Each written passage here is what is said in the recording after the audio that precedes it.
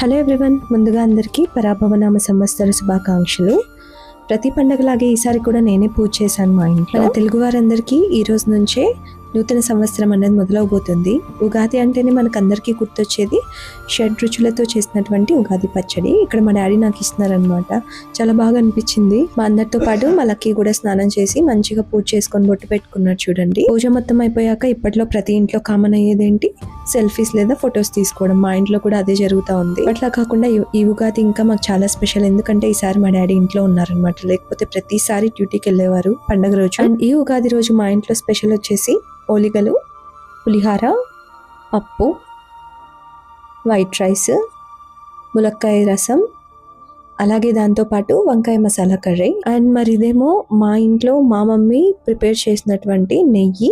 చాలా బాగుంటుంది బయట తీసుకునే దానికంటే కూడా. అండ్ ఇది వచ్చేసి చల్లటి గడ్డ పెరుగు. ఐస్ క్రీమ్ లా కనిపిస్తుంది కదా, కానీ కాదు, ఇది గడ్డ పెరుగు. చాలా ఇష్టం నాకు. ఇంటికి దూరంగా ఉన్నప్పుడు ఫ్యామిలీని చాలా మిస్ అయ్యాను. బట్ ఇవాళ పండగ పుణ్యమా అని చెప్పేసి అందరితో కలిసి ఇలా హ్యాపీగా పండగ సెలబ్రేట్ చేసుకున్నాను.